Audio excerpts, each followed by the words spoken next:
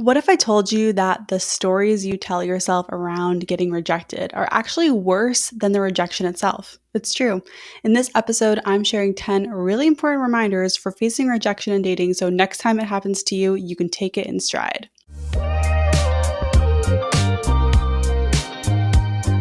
Welcome back to Dating Intentionally. I'm Talia, I'm a dating coach, and I'm sharing no-nonsense advice for navigating modern dating with confidence and ease, whether you've been on dozens of dates or you're just getting started.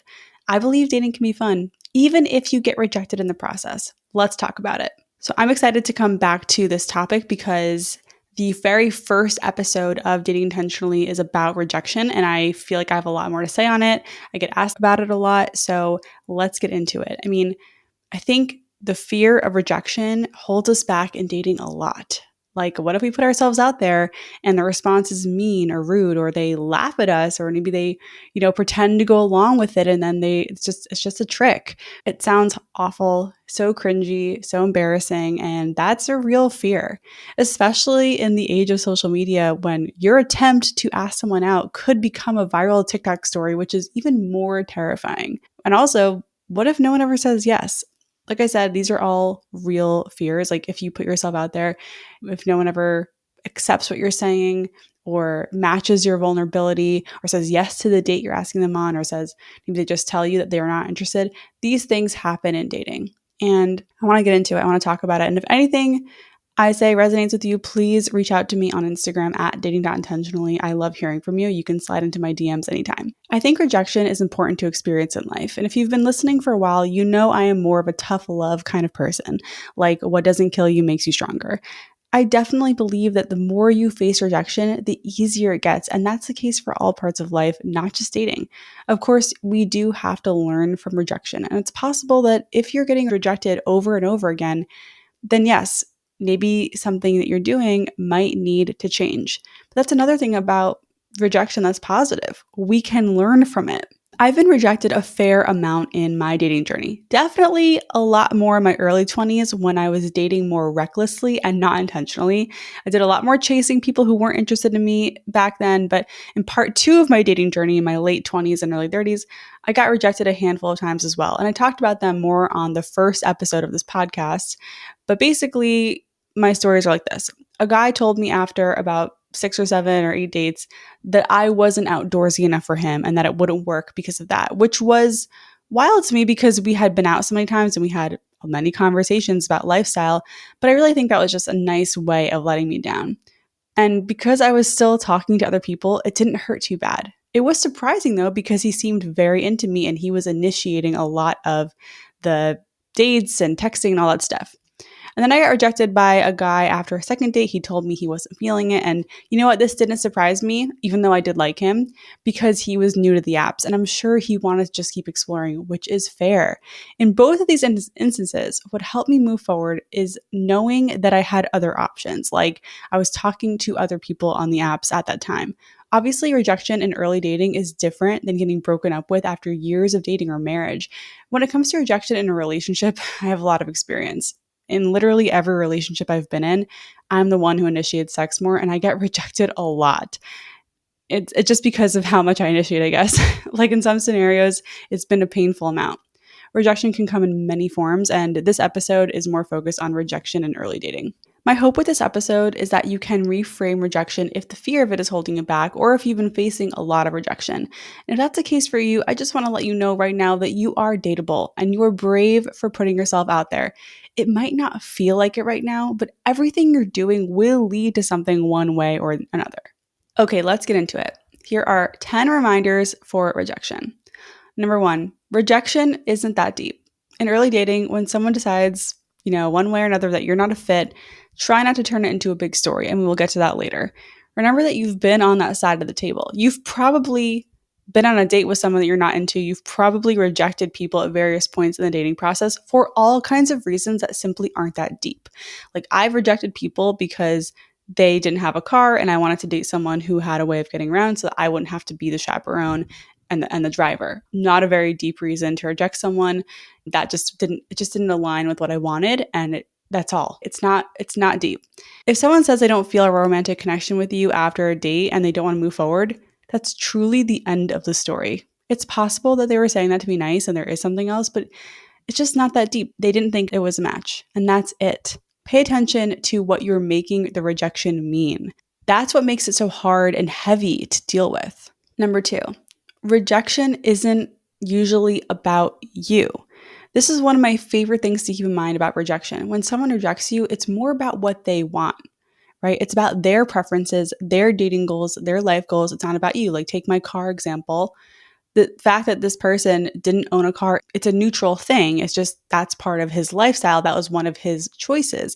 And just because one person, just one individual woman, didn't want to date someone who didn't have a car, it doesn't mean that he needs to go buy a car. It's like, it wasn't about him. It was more about me and my preferences in that scenario. When you reject someone, it's usually because of your preferences and goals. Like if you meet someone who's super outdoorsy and loves hiking every weekend, like that guy who rejected me, and think about a preference or goal that you have. Like, let's just say, for example, you meet someone who is super outdoorsy and loves hiking every weekend, but you won't even step into an REI store. You're probably going to stop seeing them because your interests aren't aligned. That doesn't mean their interests are bad or wrong. It's just not a match. And if they asked you for feedback and you said, I wasn't interested in you because you love camping and I don't, that doesn't really do anything productive at all, except maybe give them a sense of closure. They're not going to stop camping and you're not going to suddenly become an outdoorsy person.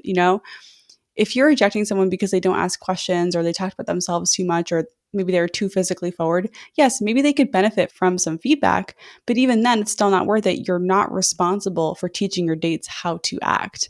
So anyway, like I said, rejection is rarely about you and more about someone else's preferences. So keep that in mind. Knowing that is so comforting for me. I mean, I hope it is for you too. Number 3, you can't date without rejection being part of the process. Whether you're monogamous or not, you are not out here dating anyone and everyone available. We are all selective. We have to reject people and be rejected because everyone's selective. It's just part of the process. You're looking for something special, and we need to admit that while there is no such thing as the one, you're looking for something special, and we need to admit that while there's no such thing as the one, what you're looking for, you probably won't find in most people. It's out there, that's for sure, but you have to meet and reject a lot of people, and along the way, you will be rejected too. We all get rejected. Even the most attractive person you can think of has been rejected. Number 4. The stories we build around rejection hurt us more than the rejection itself. This is a really important one, and like a lot of what we get into on this podcast, it's easier said than done, but we need to pay close attention to the stories we're telling ourselves about rejection. And this is true for other areas of life. Truth is, if you go on 5 dates and each one ends with them sending you an anti-ghost text, it's probably a coincidence. The people you're dating aren't all talking to each other and comparing notes. You know what I mean? These are all isolated incidents. But our minds like to connect the dots and build a narrative and build a story to support whatever belief we have about ourselves. So if your belief about yourself is that you're not dateable and everyone rejects you, then the more you get rejected, the more these things will be amplified. Because that's the story and belief that you are holding up.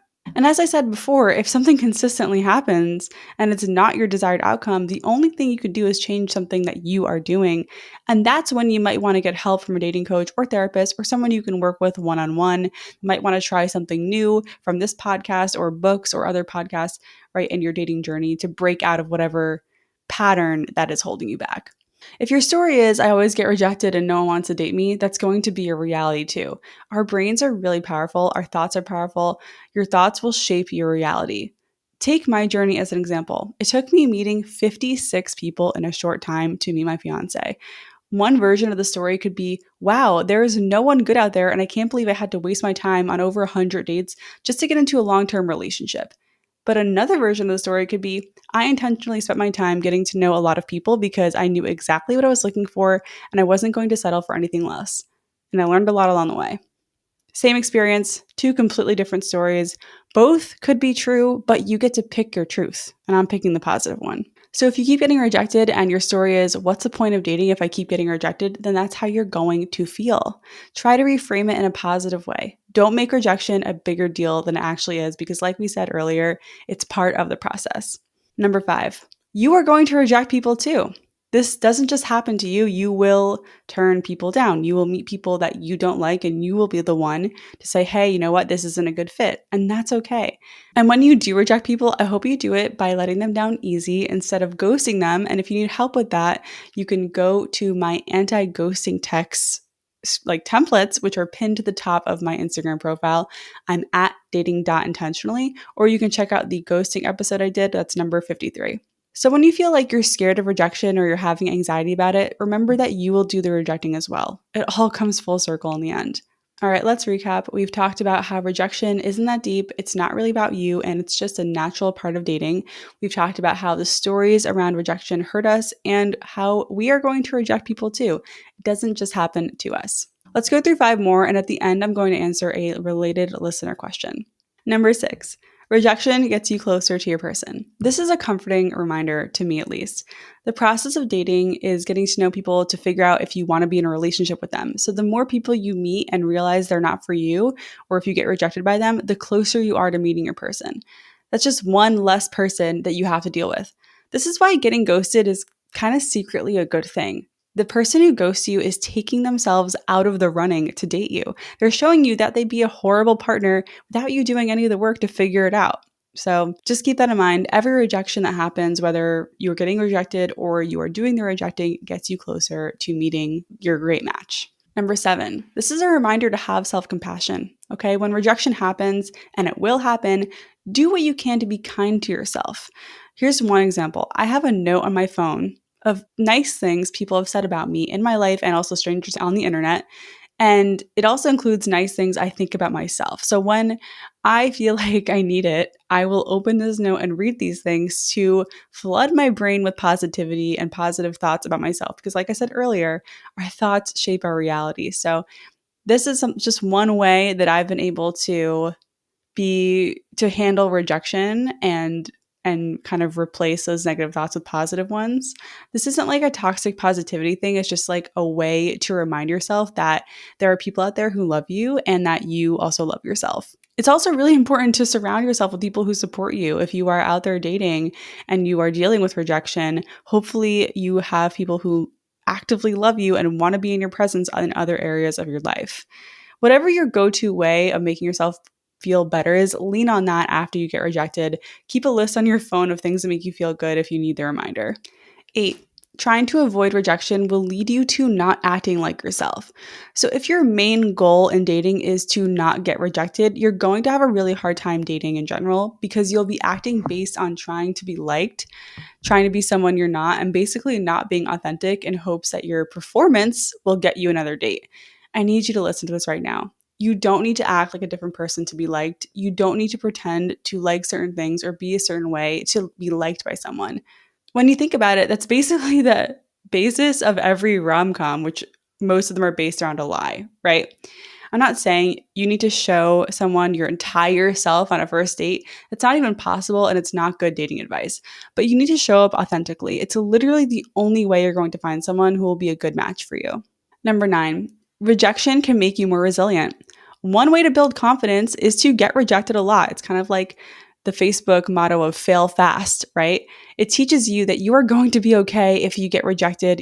Your life will go on. You probably can't even remember every rejection you've had at this point in life, not just in dating, but just other parts of your life. You've been rejected before, you're going to be rejected in the future, and you're going to be okay. On the other side of risk is usually reward, even when things don't pan out. In dating, what that looks like is taking a chance by talking to someone or being vulnerable. And even if the desired outcome doesn't happen, you now have more practice and experience, and you've become more resilient, even if it doesn't feel like it right away. The more resilient you are, the more risk you can take in your dating life, and the more opportunities you'll have for connection on so many levels. I think there's this fear of, what if things don't work out when we take a risk? But what if we flip that around? What if it does work out? Sometimes risking it, like risking the rejection, is worth it. And here's number 10. Rejection is just something to accept. If there's one takeaway from this episode, it is, don't fear rejection. The best thing to do is accept it and move on. If you get rejected by someone you've been on a few dates with, there's no need to chase them or continue to pursue them. And as I've said over and over, there's really no need to get an answer from them about why they rejected you, because The healthiest way to approach this is taking it in stride, accepting the outcome, and looking ahead. So, which of these reminders resonated with you the most? You can share in the comments below if you're listening on Spotify or watching on YouTube. You can also DM me on Instagram at dating.intentionally. I love hearing from you. Here is our listener question. This is not necessarily a dating dilemma, but I need some advice. I just turned 30 and I've never been in a stable long-term relationship. Guys constantly reject me and I'm not sure why or how I'm attracting emotionally unavailable men who either want to toy with my emotions or only want to have sex. Hence why I've not been in a stable long-term relationship. It's very frustrating. I want nothing more than to be in a stable relationship with someone who is secure and with no commitment issues. So my question is, how do I attract emotionally stable men who don't back down on commitment? So this is a great question and it's a very common question. And I get it. It's very frustrating to have the same thing happen over and over again. And I want to remind this listener and everyone else listening that you can't really control who you attract.